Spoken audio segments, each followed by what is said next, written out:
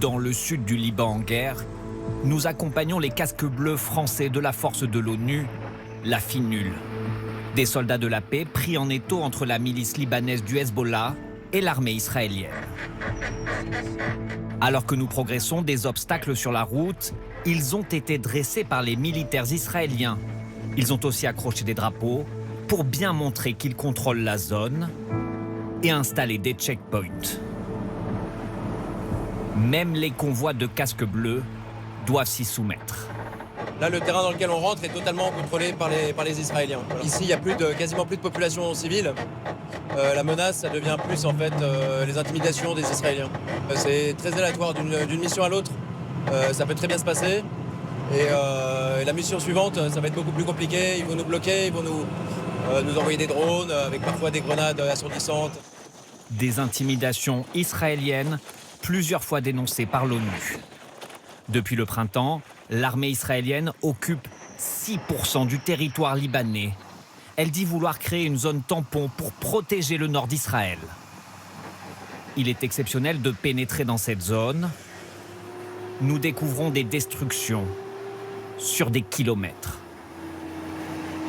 Des villages libanais entiers rasés. Nous sommes ici si proches de la frontière israélienne qu'on voit très distinctement le mur que les Israéliens ont érigé, mais aussi juste derrière les bases israéliennes. Et parfois dans ce mur, il y a même des ouvertures. C'est par là que rentrent les chars israéliens dans le sud du Liban. Ces chars israéliens, nous les voyons un peu plus loin. Ils ne se cachent pas. Leur présence est pourtant contraire aux résolutions de l'ONU. Elles interdisent en théorie toute activité de l'armée israélienne, comme de la milice armée du Hezbollah dans le sud du Liban. C'est là la zone d'opération de la FINUL.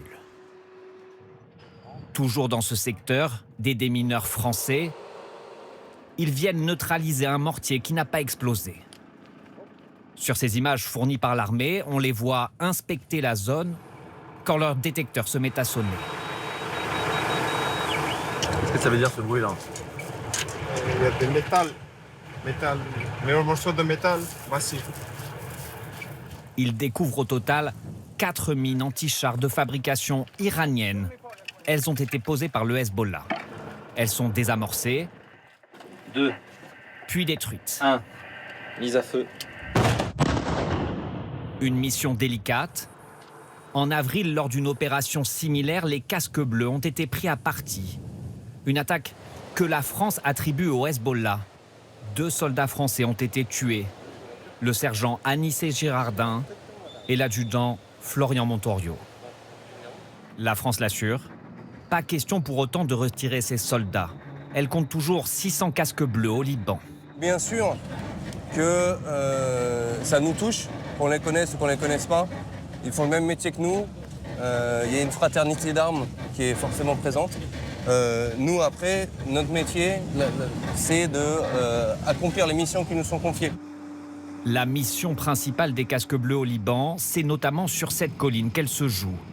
Un camp fortifié, isolé de tout. À l'intérieur, une trentaine de soldats français au cœur de la guerre. À peine arrivés, des détonations d'armes légères. Dans ce secteur, c'est fréquent. Et tout autour du camp, l'armée israélienne qui s'est déployée. Moi ici j'ai visuel au niveau de la maison sur Victor Charlie 13, en MV et un buggy, distance 540 mètres. Je rends compte de tout mouvement autour du camp. Le rôle de ces soldats, c'est d'être les yeux de l'ONU. Pour que rien ne leur échappe, ils disposent aussi de capteurs sonores. Surtout, les Français sont les seuls à avoir des radars terrestres. Ce matériel nous permet de vérifier toutes les violations qu'il pourrait y avoir au niveau du sud Liban, que ce soit en termes d'artillerie, de roquettes et avec d'autres moyens complémentaires radars, toutes les parties aériennes. Il y a beaucoup de violations, vous en constatez beaucoup ? Il y a eu un regain, effectivement, de tension un petit peu sur les dernières semaines. Toutes les violations sont répertoriées, parfois dénoncées, mais la force de l'ONU ne les empêche pas, ce qui lui vaut parfois des critiques au Liban. Cette mission de maintien de la paix, elle n'empêche pas la guerre. Alors elle n'empêche pas la guerre, mais ce n'est pas la mission de l'ONU ici d'empêcher la guerre. Sa mission n'est pas de s'interposer, sa mission est de renseigner, de documenter, de rendre compte de ce qui se passe. Voilà. Elle le fait très bien dans un climat qui est très volatile d'un point de vue sécuritaire. Rmeish, au milieu de la zone d'occupation israélienne, est l'un des rares villages encore habités, l'un des seuls à avoir été épargné. C'est un village chrétien, ici pas de Hezbollah. Rmeish n'est approvisionné que grâce au convoi de l'ONU. Alors cet homme nous confie craindre le départ des casques bleus, prévu pour très bientôt. À la fin de l'année, la mission s'arrête. C'est quelque chose qui vous inquiète?